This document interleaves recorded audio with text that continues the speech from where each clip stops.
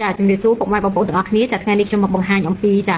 បជ្រោយនៅលើបាតដៃណាដែលបជ្រោយរបស់គាត់នេះណាចានេះណាចានៅលើខ្សែបេះដូងចាគឺខ្មៅណាចាហើយទំហំធំមែនទែនចាបើបែបនេះគឺមានឥទ្ធិពលចាអាក្រក់ហ្នឹងគឺខ្លាំងណាគេហៅបជ្រោយអពមង្គលណាចាតកតងរឿងបជ្រោយនេះខ្ញុំឃើញថាមានការវិនិច្ឆ័យច្រើននៅលើបណ្ដាញសង្គមចាអ្នកខ្លះក៏ថាល្អអ្នកខ្លះក៏ថាមិនល្អអញ្ចឹងទៅតែខ្ញុំគ្រាន់តែចង់ប្រាប់ថាចាគ្រាន់តែចាភាពនៃខ្មៅគឺអត់ល្អទេបជ្រោយបើសិនជាក្រហមបជ្រោយមិនថាក្រហមបែបស្រាលឬក៏ក្រហមក្របឈាមបើបានក្រហមក្របឈាមទៀតកាន់តែល្អគេហៅថាបជ្រោយនាំលៀបបជ្រោយហៅលៀបបណ្ដោះនៅឆ្នាំណាឆ្នាំនោះមានលៀបហើយតែបើបជ្រោយខ្មៅបែបនេះគឺជាបជ្រោយកម្មចាស់ឆ្ងល់អត់ចាហេតុអីមានពីកំណើតមកតែម្ដងគឺវាប្រកាសកម្មចាស់តាំងពីកំណើតនឹងឯងណាចាប្រកាសរឿងអីលើទួលដែលវាដោះលើកន្លែងដែលវាដោះដោយបជ្រោយរបស់គាត់នេះណាចាគឺដោះចំខ្សែបេះដូងអញ្ចឹងបជ្រោយដែលដោះចំខ្សែបេះដូងពណ៌ខ្មៅហើយធំបែបនេះគឺខ្ញុំហ៊ាននិយាយចាគឺมันខុសទេម្ចាស់បាត់ដៃគឺនឹងមានបញ្ហាទី1បើថារឿងរោគគឺក៏រោគបេះដូងដូចគ្នាណាចារោគបេះដូងព្រោះមើលទៅខ្សែបេះដូងគាត់គឺអត់ល្អទេដាច់ហើយក៏តគ្នាវិញបែបនេះណាចាអញ្ចឹងរោគបេះដូងទី1ដែលប្រឈមចាទី2គឺបញ្ហាតាក់ទងជាមួយនឹងក្នុងក្រុមគ្រួសាររបស់គាត់អាចនឹងមានបញ្ហារកម្មរកុសចាមិនល្អប្រសើរជាមួយគ្នាជាដើមណាចាហើយដោយបជ្រោយរបស់គាត់នេះគឺដោះចំក្នុងអាយុដែលគាត់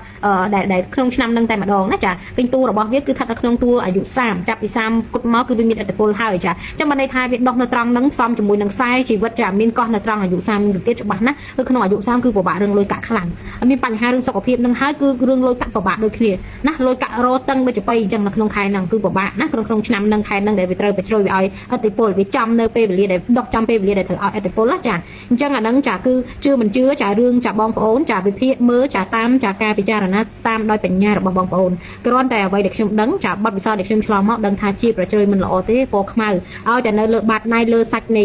ខាងកែមនៃបាតដៃក៏ដោយណាកុំឲ្យតែលុតទៅដល់ខ្នងដៃខ្នងម្រាមអាហ្នឹងអត់អីទេណាចា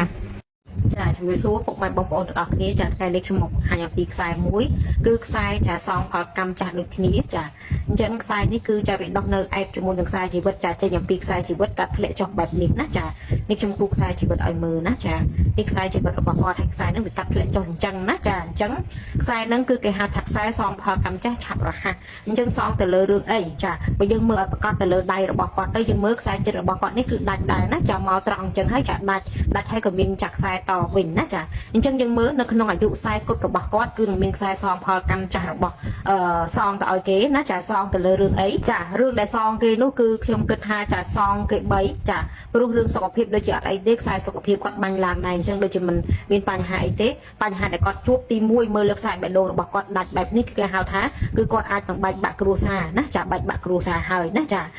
បើសិនជាចាសម្រួលគ្នាណាឬក៏ចិត្តធ្ងន់ទៅអាចនឹងមិនបែកបាក់គ្រួសារទេណាចាប៉ុន្តែក៏ករណីគឺ